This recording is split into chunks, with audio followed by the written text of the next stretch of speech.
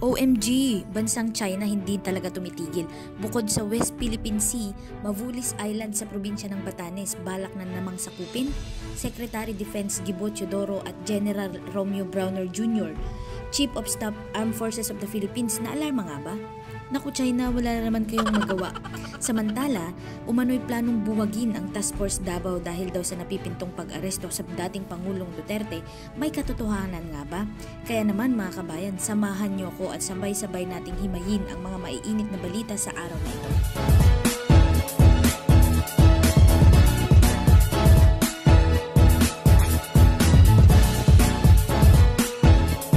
Madiing itinanggi ng AFP Chief of Staff General Browner ang di umano'y pagbuwag sa task force sa Davao matapos mapabalita ang napipintong pag-aresto sa dating Pangulong Duterte.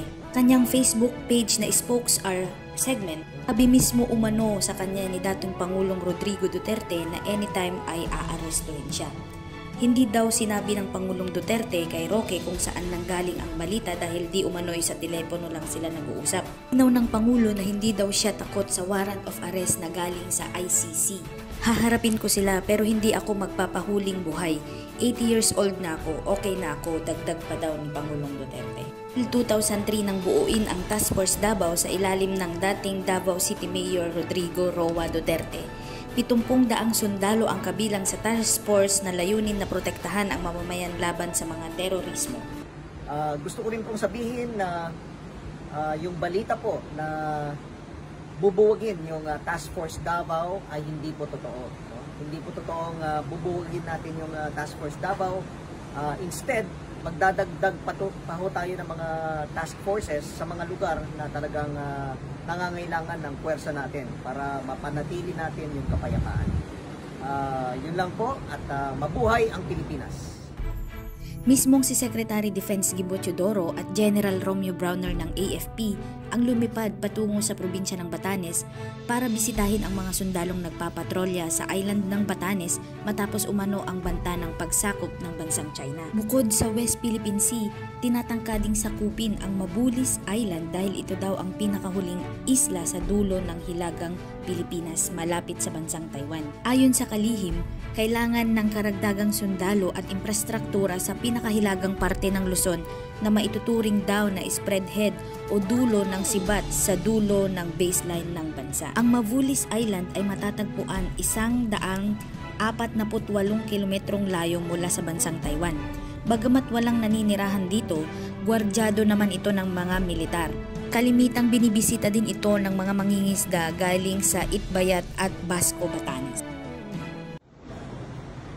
Nandito po tayo ngayon sa isla ng Mavulis sa probinsya po ng Batanes.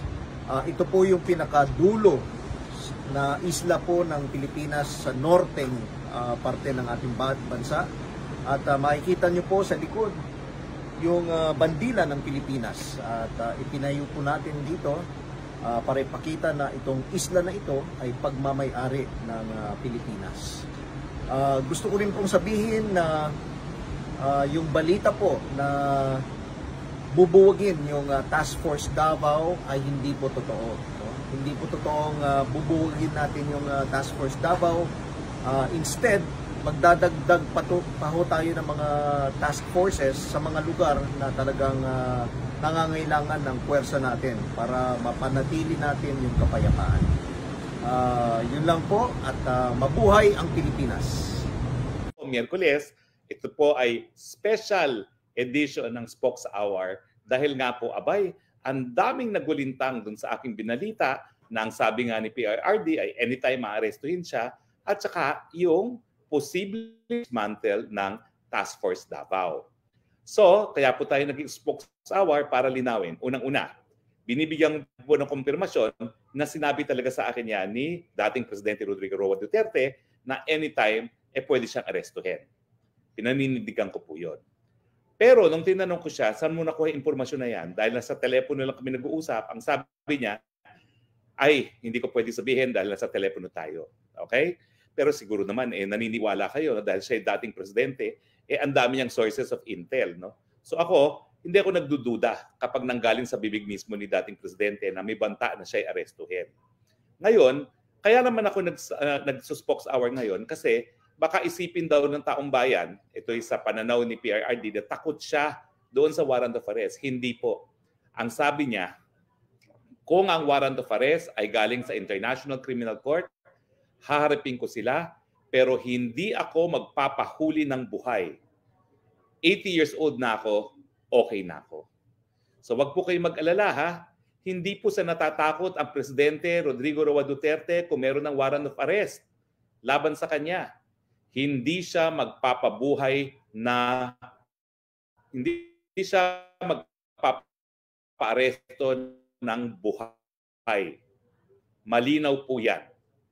80 years old na raw siya matapos lumabas yung balitang yan. Abay, ang PNP nag-issue na ng statement. Hindi daw nila isi-serve ang warrant of arrest ng ICC dahil hindi na nga tayo miyembro ng ICC.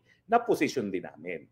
Na nung nagsimula ng preliminary investigation, 2 taon matapos tayo bumitiw, too late. Kasi yung ating pagbibitiw nag-eepektibo 1 taon matapos natin ma-depositong instrument of withdrawal.